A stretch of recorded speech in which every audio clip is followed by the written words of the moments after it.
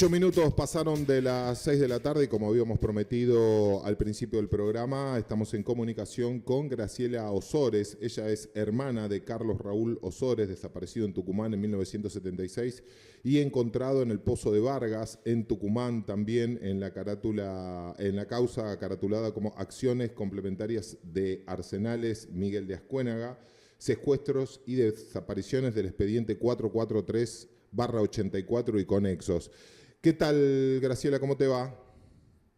Bien, bien, acá con muchas emociones porque bueno, estas fechas siempre vienen todos los recuerdos y aparte siempre nos invitan a dar charlas y como así a participar de programas y esas cosas, ¿no? Graciela Así que bien. tuvo algo especial, digo, estos 50 años, entendiendo del eco que hubo en la gente, en la participación de lo que fue en la jornada de ayer. Digo, fue especial, ¿no? Digo, todos los 24 y más atravesado por tu cuestión, me parece que este fue, ¿no? Un poco más especial. Sí, porque con respecto a la situación en la que cómo se vive, todo lo que buscan negar, que no pasó nada, que no son 30.000, y bueno, y así sucesivamente. Entonces la gente le dijo que no al negacionismo. Entonces yo creo que por lo menos 1 millón de personas, y si no más, estuvieron ayer en la plaza diciendo que en los 30.000 fueron 30.000 y fue genocidio. Graciela, ya refiriéndonos un poco, algo me había comentado, nosotros tenemos el contacto gracias a Adrián. Adrián creo que escuchó tu testimonio y me dijo, este testimonio tiene que hacerse escuchar por muchas más personas. Dice, tenés que hacerle una nota, ¿no? Y es más, la teníamos desde el año pasado ahí en planes Claro. que podíamos y no podíamos, tanto el uno el otro. Después tuvo el receso de verano, pero nos gustaría un poco que nos cuentes tu historia, ¿no? La tuya y la de Carlos en lo que fueron esos Claro. fatídicos años 70. Sí, bueno, mira, en Tucumán comienza en el 74 los secuestros, nada más que bueno, es poco lo que se sabe. Yo tengo un primo que fue el primero que lo desaparecieron, fue en agosto del 75, el 19 de agosto del 75. Víctor Hugo González, era hijo de la hermana de mi mamá. Y bueno, luego mis hermanos se enteran de esto y se vienen acá a Buenos Aires. Se quedan acá, consiguen trabajo, comienzan a trabajar porque bueno, ya eran perseguidos por su militancia política. Ellos militaban en Poder Obrero y eran eh, eh, peleaban en realidad por la cuestión de el, el comedor universitario, Ujú. a donde en esa época en Tucumán era la única provincia que tenía una universidad. Entonces venían de otras provincias a estudiar y también de países limítrofes. Entonces a ellos le cobraban, a los estudiantes le cobraban la, el almuerzo, entonces se pedía que no se le cobraran porque bueno, tenían que pagar la pensión a donde estaban y aparte, entonces algunos chicos abandonaban porque bueno, no le daba el presupuesto. Claro. Bueno, y te cuento que en mi casa hubo 3 allanamientos, le digo yo, no, en realidad, bueno, y en el primero, como no lo encuentran mis hermanos, nos separan a mi mamá y a mi hermana menor, la dejan en la habitación de mi mamá y a mí me llevan al patio, me sacan al patio de la casa y bueno, me preguntan si había armas y dónde estaban las armas, que le entregué las armas de mis hermanos. los libros de mis hermanos, y yo le comentaba que bueno, que en mi casa nunca hubo armas, jamás había visto yo un arma en mi vida hasta ese momento cuando los vi a ellos que tenían armas, Claro. a los militares, ¿no? Que entraron a casa. Y bueno, luego me trae hacia la cocina, y en la cocina, bueno, ahí me viola el que estaba conmigo, y había, antes de que me pusiera sobre la mesa el tipo, había un soldado en la puerta del baño y me miraba y se reía. Y bueno, ahí me torturaron, me violó, y después quería llevarme, y el que manejaba el operativo le dijo, no, si es una pendeja, déjala, ¿para qué la vas a llevar? Claro, me quería llevar para hacer lo que tenía ganas de hacer, porque siempre, después en otros testimonios que escuché, el que le gustaban las pibas jovencitas, y aparte se ponía un perfume muy fuerte que te quedaba impregnado en el cuerpo. Yo recuerdo bañarme y siempre tener ese olor, ese perfume, ¿no? Bueno, nada.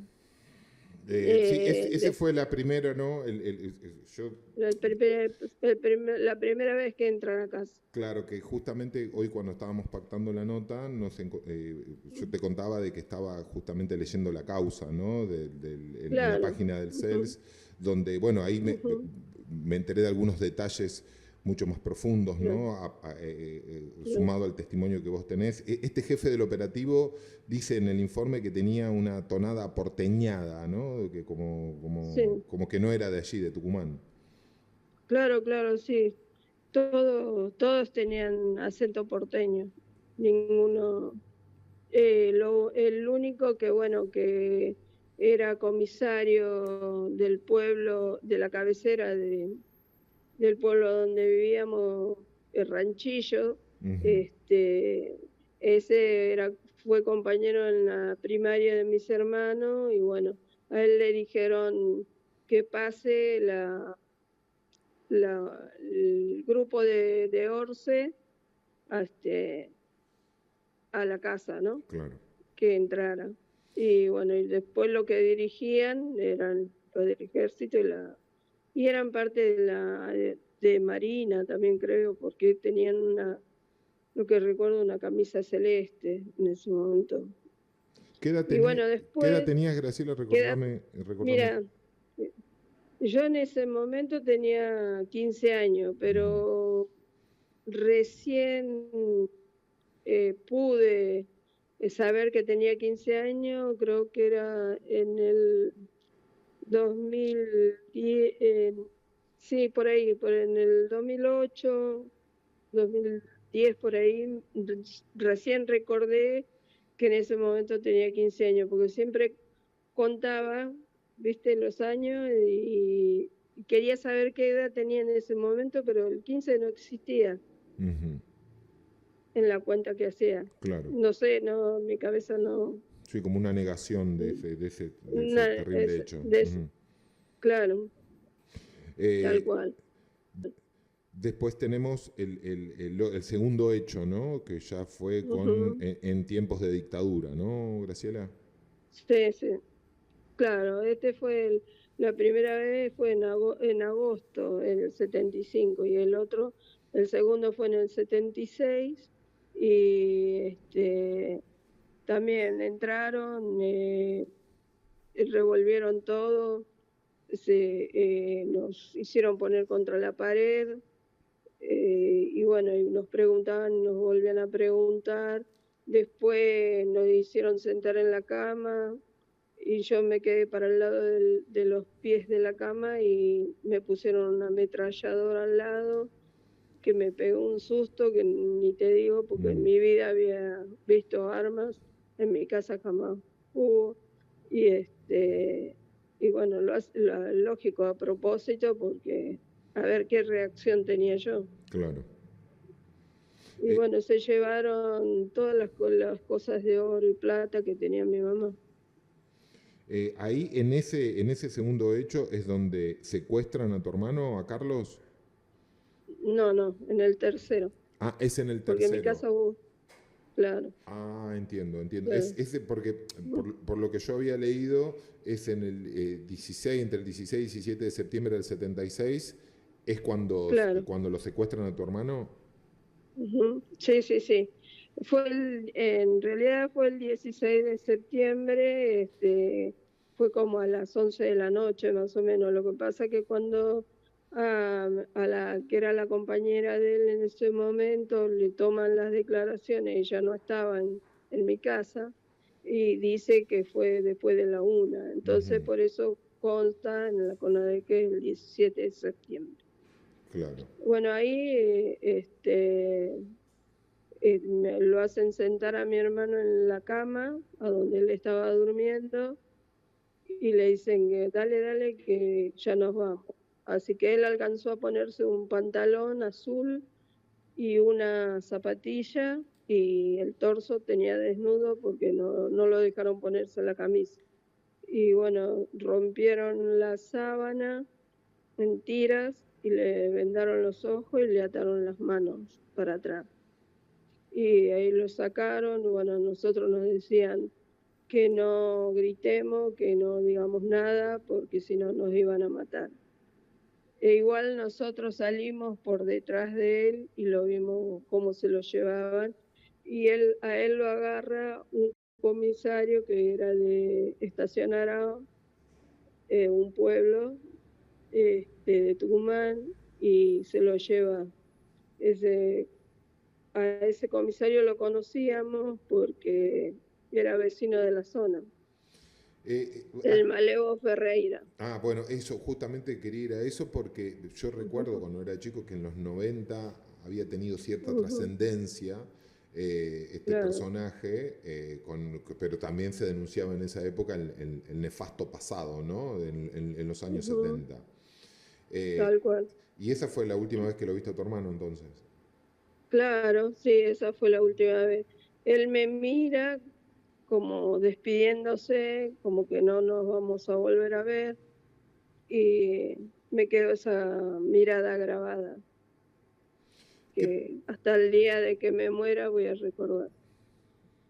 Graciela, digo, cómo fue lo Sí, instantáneo luego, ¿no? Digo, no poder denunciar, no poder avisar a ningún tipo de autoridades porque era justamente la policía y las fuerzas claro, lo una le hacían sensación, lo que querían. claro, claro. Sí, igual nosotros, bueno, esa noche no pudimos dormir, y al primer colectivo que pasaba en el campo en ese momento, nos fuimos hasta la cabecera, que era Ranchillo, a Ujú, la comisaría a ver si estaba ahí. Y cuando vamos llegando, vemos un auto, un Ford Falcon blanco, que venía hacia toda velocidad, y nos paramos. Y mi mamá alcanza a reconocerlo, que Carlos iba en el medio, de dos personas altas, grandotas, ¿no? ujú. Y empezamos a correr por detrás del auto gritando que lo dejaran. Y la gente nos miraba, empezó a salir la gente a la calle porque escuchaban nuestros gritos, y bueno, como locas, pero era la desesperación. Me imagino, me imagino. Graciela, eh, ¿hay algún testimonio de que lo vieron en algún centro de detención clandestino, ¿no? A Sí, fines del 76. sí. El doctor Urgier lo ve ahí en el Arsenal Miguel de Ascuénaga, y mi hermano le cuenta que a él le decían el petizo, que vivía en Ciudadela, cerca de la cancha de San Martín, y que vivía frente a una villa, que si él salía vivo, que comentara que lo había visto. Ujú. Y el doctor declaró eso. Graciela, Así que por él supe. Toda esta Sí, información, sí. en este caso, en este último detalle, ¿recién cuándo se pudieron ir enterando y construyendo un poco la causa de tu hermano? Y yo me enteré en el 2005, cuando fui por primera vez a declarar, porque antes no podía ir. Y entonces, aparte yo quería ir a Tucumán, volver, pero mi mamá no me dejaba, a pesar que yo ya estaba casada, tenía hijos, pero mi mamá tenía miedo que me pasara algo, entonces no me dejaba. Y yo quería ir a saber, averiguar qué había pasado con él. Claro, claro. Y recién, gracias bueno, al trabajo de la familia, de las organizaciones de derechos humanos, Claro, del equipo de forense de ya, antropología, que la verdad que de los mejores que hay en el mundo tenemos aquí en Argentina, pudieron dar con el cuerpo de tu hermano. Esto fue en el año 2016, corregime yo porque hay datos que por ahí en algún lado lo conseguí de una manera. ¿Qué fue en el 2016 que lo encuentran ahí en el Pozo de Vargas? sí, fueron 248, 148 cuerpos, disculpe, Sí. eh, que fueron encontrados en el Pozo de Vargas en el 2016. Y bueno, ahí notifican los antropólogos de que fueron identificados los restos de mi hermano. Y entonces ellos, una vez que identifican, le avisan a la familia, y como él tiene hijos, tiene 2 hijos, entonces no nos podían entregar los restos a nosotros, tenían que ser los hijos, pero Ujú. como los hijos desistieron porque decían que les hacía mal, que no querían verlo en ese estado, entonces me dieron el lugar a mí para que poder retirarlo de acá de la ESMA. Y bueno, el 22 de noviembre, en el Centro Cultural del Galpón 3, que vos conocés, Mm. este, bueno, ahí hicimos el homenaje y luego lo llevamos al cementerio, lo pusimos junto con mi mamá. Graciela, digo que arrancamos un poco en la nota hablando de los 50 años y toda esta cuestión. Ujú, Digo, eh, la historia, obviamente, ¿no? Es una nota radial donde el tiempo ujú.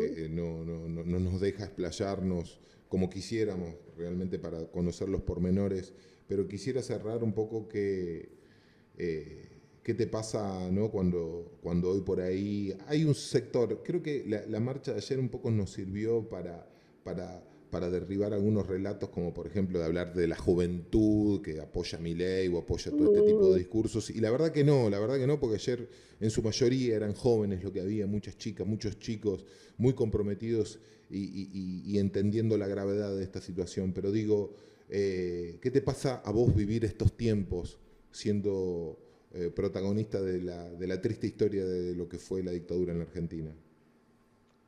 Y no, mira, yo en un principio como que estaba preocupada, pero ahora me doy cuenta que no es cierto todo lo que se dice, y que, bueno, ayer viendo la cantidad de jóvenes en la plaza, y aparte hoy, por ejemplo, estaba en un colegio dando una charla sobre esto, ¿no? Ujú. Y no sabes con la atención que nos prestaron los chicos.